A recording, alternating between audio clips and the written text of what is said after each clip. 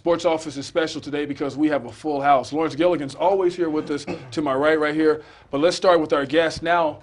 Arian Foster, Houston Texans running back. You might remember that guy doing great work as a rusher a couple seasons ago. In this season, too, he had a great year. And Dexter Manley, former NFL star here. Washington Redskins, you might know him as the Secretary of Defense. And right in between, Marcus Amos, not to be left out, NCAA health and safety speaker. So we're going to hear from all you guys. And the one thing that I want to start with right off the top is, why are you guys here? And we're going to talk about that because you wrote this paper, Flight of the Black Athlete, and it drew a huge response. And now we're going to have a panel of people to talk about that. And it's gracious that, Arian, you were able to come down, Dexter, you too, to help talk about the black athlete. And as far as this paper is more about the financial terms, right, Marcus? Exactly. First of all, the season is just ended, so Arian could have been 1,000 other places. So exactly. I want to thank him for coming here. And Dexter came over from D.C., so I want to thank him for coming here. I know how busy he is. But the article has not stemmed from an acute concern. This has been a chronic issue that's been going on. Correct. So it was written in 2010, but the issues that we've been addressing in reference to our athletes, specifically African American athletes, these are problems that have been in the media for going on 15 years. Yeah. So the passion for the article is dealing with life skill development, period. Right. And that was the focus of writing the article. And I thought it was really interesting where they, like you guys could probably see some of the stuff he was talking about in the article, because, I mean, you're in the league now, you were in the league, and you probably see guys just don't even have any money saved up at the end, throw away their money. I mean, to have that kind of money and not have anything, it's mind-boggling. Yeah, absolutely. You see it all the time across, you just travel and, you go to like events where a lot of the other players are, and you just kind of see how other players' lifestyles are, and how their lifestyles don't really intertwine with their with their currency, with their income, and I think that it's just the unawareness of it has plagued us, just athletes in period, not necessarily just the black athlete, but it has hit us hard because we're not taught finance in our homes at a young age, and I think that's very imperative for just adults, period, to start teaching their kids about finance. And it's not just athletes either. It's just period. I see it all the time in our group with a lot of kids that just mismanage money and they don't know how to handle finances. So, do you think maybe it could be possibly that maybe student athletes in the NCAA level aren't taking the proper classes, maybe, instead of a business class, you're taking something else just to kind of get by, and, you're worried about practice and doing all those kinds of things? Well, I think... Go ahead. I think, I'm fresh out of college, so, I have a very strong...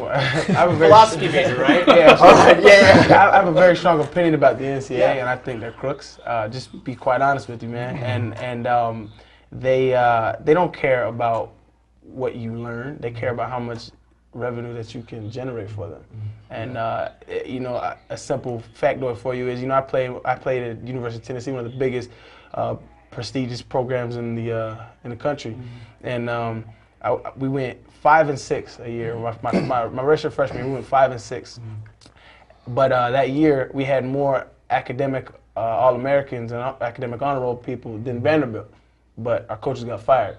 So you can't tell me it's about.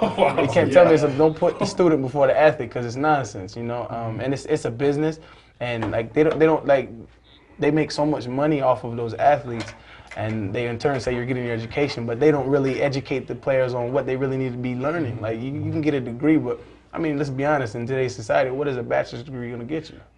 You're right. But Dexter, I'm sure you've seen first. I mean, because you've been out of the league for a while, and so Marcus probably could have researched everything with just starting with you when you've seen other guys probably do not handle their money right, or some things happen. Well, I like to say that I know this concern of the plight of the black athlete, but I think it's just the athletes. Period. Yeah. It's all across all boards. I've seen.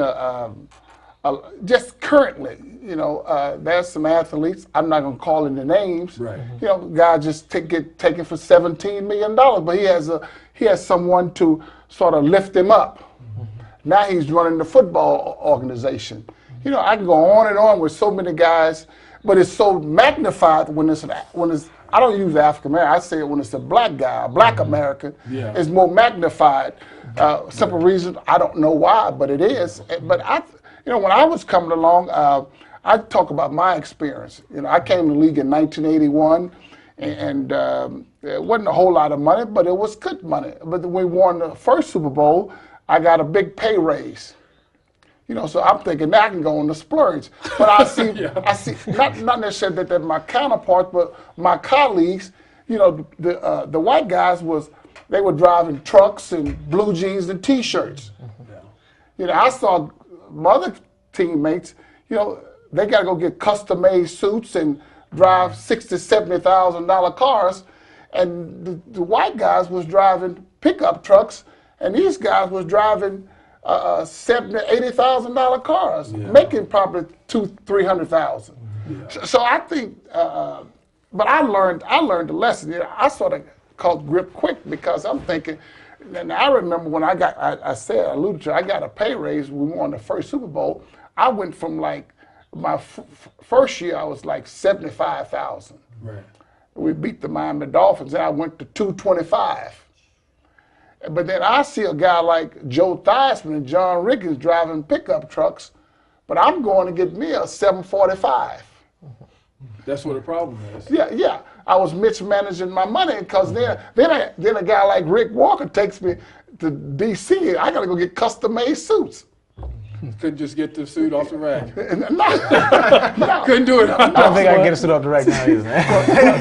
Well, you had that kind of lifestyle. I'm a firm believer that every man deserves a good suit. Yeah, you gotta have a good suit. Every man deserves a good suit. No, 3. You gotta have 3. I need 3. But You deserve one. I'm gonna say this, and it reflects what you were saying. A good friend of mine, it said to me, he realized that what direction he needed to go in when he had to go to a player on his team to help him negotiate his contract. That same player they used to laugh at because he wouldn't go out and hang out with them. But what he was doing behind the scene, he would leave practice and he was going to law school. Oh, wow. So when he went in to negotiate his contract, he didn't know what was going on. The words were small, but the words were small because he didn't understand. He didn't make himself understand. Yeah. Okay? So he understood. He says he got it at the end of his career that this ain't right. What I'm doing, I'm going down the wrong path. The same guy that we laughed at and went to his house, come go out with us, no, I'm not going. I had to go to him to help him negotiate my contract. Yeah. So reflecting back on what Dexter was saying is that sometimes we don't get it soon enough. Right. Because there's a maturity factor in there too. Exactly. And the times are different. During Dexter's time is different. During Arian's time, it's 2 totally different eras. Money is different. Way different. Yeah. A lot of guys during Dexter's time realized that, well, okay, this is what we're making. Endorsements weren't there. Endorsements are bigger now. Money's coming from different avenues. And one thing that I've learned from listening to a lot of guys is the worst time to make investments is when you get ready to retire.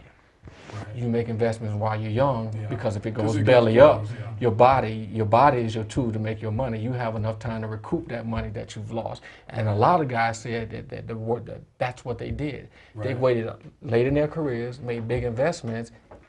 Too late. See, I think, coming from that, I think that one of the biggest problems is, especially with athletes that or just people period that come into a lot of money, is all of a sudden they get money and they want to make more money.